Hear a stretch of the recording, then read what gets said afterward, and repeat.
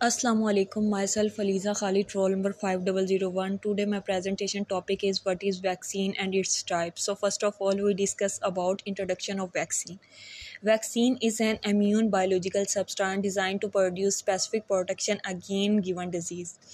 Vaccine ऐसे biological substance होते हैं, ऐसे केमिकल्स होते हैं जो कि आर्टिफिशियली डिज़ाइन किए जाते हैं ताकि वो प्रोटेक्ट कर सकें हमारी बॉडी को अगेंस्ट डिजीज़। वैक्सीन जो है वो हमारी बॉडी को इन्हेंस करवाने में, उसे डेवलप करवाने में इम्पोर्टेंट रोल प्ले करती है। वैक्सीन जो है वो एक्टिव इम्यूनिटी है। What is active immunity? Active immunity ऐसी इम्यूनिटी होती है जो कि हमारी बॉडी खुद ब खुद प्रोड्यूस करवाती है, हम इसे केमिकल्स के थ्रू नहीं लेते। Vaccine stimulate the body to produce antibody again the antigen in the vaccine. Vaccine जो है वो हमारी बॉडी के एंटीबॉडीज़ को प्रोड्यूस करवाने में इंपॉर्टेंट रोल प्ले करती हैं ताकि वो एंटीजन के अगेन वर्क कर सके। Vaccine are made from microbes that are dead or unactive so that they are unable to cause disease. Microbes जो है वो वैक्सीन्स को बनाते हैं और ऐसे डेड और अनएक्टिव माइक्रोब्स होते हैं जिनके अंदर इतनी कैपेबिलिटी नहीं होती कि वो हमारी बॉडी के अंदर डिजीज़ काज कर सके। वैक्सीन जो है वो हमारी बॉडी के अंदर इंजेक्ट की जाती है, इसको हमारी बॉडी रिकॉग्नाइज करती है एज अ फॉरेन पार्टिकल और इनके अगेंस्ट जो होते हैं वो इम्यूनिटी प्रोड्यूस करवाती है। देन अगर हम इसके टाइप्स ऑफ वैक्सीन की बात कर लें तो इसकी डिफरेंट टाइप्स ऑफ वैक्सीन हैं। First of all unactive vaccine, life attendant vaccine, messenger vaccine, सब unit recombinant polysaccharide and conjugate vaccine, toxoid vaccine, viral vector vaccine. First of all, we discuss about unactive vaccine.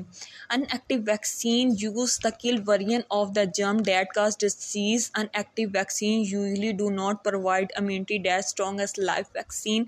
For example, polio, hepatitis A, and rabies vaccine etc. Unactive vaccines mean कि ऐसी vaccines होती हैं जिसमें पहले pathogens को किल किया जाता है, देन बॉडी के अंदर इंटर किया जाता है। इसका बेनिफिट सिर्फ ये होता है कि ये ना तो मल्टीप्लाई होते हैं ना ही म्यूटेट होते हैं, और ये जो है ये हमारी बॉडी के अंदर स्ट्रॉन्ग रिस्पॉन्स नहीं देते, ये ना ही इसका रिस्पॉन्स जो है वो लॉन्ग लास्टिंग्स होता है। अगर हम इसकी एग्जांपल की बात करें तो इसकी एग्जांपल में polio, hepatitis A and rabies vaccine आती हैं। देन सेकंड वैक्सीन की बात करें तो वो है live attenuated vaccines. These vaccine use a weakened form of the germ that cause disease because life attendant vaccine similar work to the natural infection that they create strong and long lasting immune response. For example, measles virus use the vaccine. अब यहाँ पे जो attenuated का word आया है उसका mean होता है किसी चीज़ की एफिशिएंसी को कम कर देना। लाइफ अटेंडेंट वैक्सीन ऐसी वैक्सीन्स होती हैं जिसमें पैथोजेंस को वीक किया जाता है, देन हमारी बॉडी के अंदर इंटर किया जाता है ताकि वो हमारी बॉडी के अंदर जो हार्मफुल पैथोजेंस हैं उनको किल कर सके और हमारी बॉडी को प्रोटेक्ट कर सकें अगेंस्ट जो है वो डिजीज़। ये इसका जो रिस्पॉन्स होता है वो लॉन्ग लास्टिंग होता है और ये हमारी बॉडी को लंबे अरसे तक इफ़ेक्ट करता रहता है। अगर हम इसकी 1 से 2 डोज भी ले लें तो वो इनफ है, और इसका जो रिस्पॉन्स होता है वो बहुत स्ट्रॉन्ग होता है, लॉन्ग लास्टिंग होता है। अगर हम इसकी एग्जांपल की बात करें तो इसकी एग्जांपल में मीज़ल वायरस आती हैं, मम्स आते हैं etc. Then third messenger RNA vaccine. Messenger RNA vaccine. These vaccine work by introducing a piece of messenger RNA that corresponding to a viral protein, usually a small piece of a protein found on the virus outer membrane. For example, modern COVID-19 use this vaccine. Messenger RNA vaccine ऐसी vaccine होती हैं जिसमें हम piece of messenger RNA लेते हैं और इसको जो होते हैं आउटर मेम्ब्रेन के वायरस के अंदर इंजेक्ट करवाते हैं और ताकि हमारी बॉडी को प्रोटेक्ट कर सके अगेन जो है वो डिजीज़ की। फॉर एग्जांपल इसकी एग्जांपल की बात करें तो इसमें जो कोविड वायरस है वो इसकी एग्जांपल है। Then subunit polysaccharide and conjugate vaccine. These vaccines use specific piece of germ like its protein, sugar or capsid, and they give strong immune response that's target to key part of the germs. सब unit polysaccharide and conjugate vaccine ऐसी vaccine होती हैं जिसके अंदर हम specific piece of pathogens को use करते हैं।